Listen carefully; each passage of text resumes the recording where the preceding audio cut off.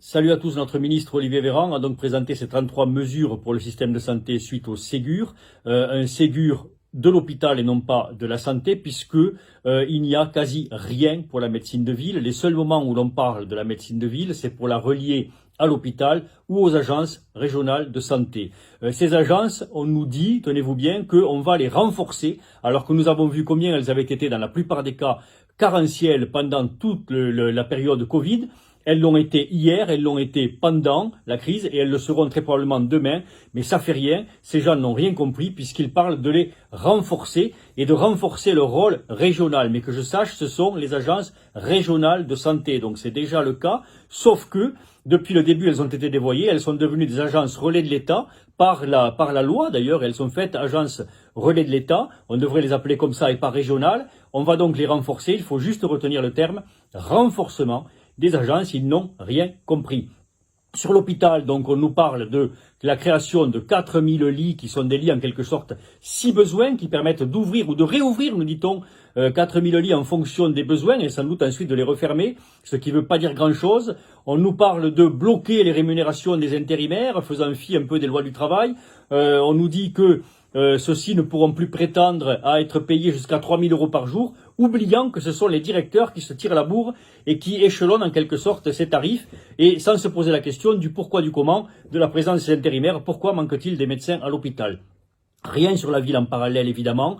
Rien véritablement sur les déserts médicaux. Tout ce que l'on nous dit, c'est que l'on veut renforcer les maisons médicales à l'exercice en CPTS, c'est-à-dire relier un peu plus les médecins aux agences régionales de santé que l'on va renforcer et à la présence de l'hôpital. Sur la télémédecine, tenez-vous bien, ils vont en quelque sorte ouvrir davantage et faciliter la première consultation où il ne sera plus nécessaire de connaître le patient, et donc on ouvre grand les portes aux plateformes commerciales, c'est-à-dire que pour l'hôpital on diminue la T2A qui donnait une dimension commerciale à l'hôpital, et pour la ville par contre on renforce le marché et la présence de ces agences. Je vous laisse écouter notre ministre, vous allez voir combien de fois il dit hôpital et combien de fois il dit médecine. Annonce hier, l'État va investir 6 milliards d'euros supplémentaires en plus des 8 milliards du Ségur dans le système de santé. Est-ce que vous allez lutter contre les déserts médicaux? Est-ce qu'il y aura une revalorisation pour les médecins de campagne, de banlieue, un allègement des charges par exemple? Le plan d'investissement de 6 milliards, ça va être un investissement massif dans les murs des EHPAD, des hôpitaux, des maisons de santé, de ce qu'on appelle les CPTS, les communautés professionnelles, là où les médecins se regroupent avec des infirmiers, des soignants. Il y aura un investissement massif dans le numérique. Nous avons pris du retard en matière de numérique, des téléconsultations, mais pas que. Les moyens de communiquer par le biais du numérique entre la ville et l'hôpital, entre le sanitaire et le médico-social. Et puis il y aura des projets d'investissement concrets visibles par les soignants et par les usagers. 6 milliards d'euros, c'est un plan massif qui s'ajoute à la reprise de dette de 13 milliards d'euros de l'hôpital. Là, écoutez, c'est à nouveau, Dominique se disait tout à l'heure, c'était Noël, 365 jours par an. Je n'aurais pas la prétention de dire que c'est Noël, mais regardez qu'il y a 7,6 milliards d'euros de revalorisation de salaire pour 1,8 million de salariés dans les hôpitaux et les EHPAD. 450 millions d'euros de revalorisation pour les médecins hospitaliers pour augmenter l'attractivité. 200 millions d'euros pour mieux payer les internes et les externes et les étudiants en santé. 6 milliards d'euros d'investissement pour pouvoir relancer une dynamique de construction, de modernisation, de numérisation. Et la reprise de dette pour soulager les hôpitaux et arrêter les fermetures de lits et être capable d'avoir un discours très fort sur la place de l'hôpital demain dans notre système de santé.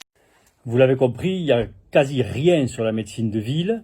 Alors on vous le répète à chaque fois, il y a des élections en mars 2021. Faites de l'UFML cette structure qui vous défend, qui a montré combien elle était présente pendant toute la crise Covid, qui a montré auparavant combien elle vous défendait, qui va continuer. Si vous voulez vraiment qu'on renverse la table, si vous voulez vraiment qu'on sorte de cette espèce de dogme qui fait que on ne s'intéresse que au côté administratif, à l'hôpital, et que l'on veut vassaliser la médecine de ville, alors on nous dit bien qu'il va y avoir des réunions avec la médecine de ville. Très franchement, on n'y croit pas, il n'en sortira quasi rien si ce n'est un peu plus de mainmise de l'administration, des CPTS reliés aux ARS, reliés aux hôpitaux, etc., etc.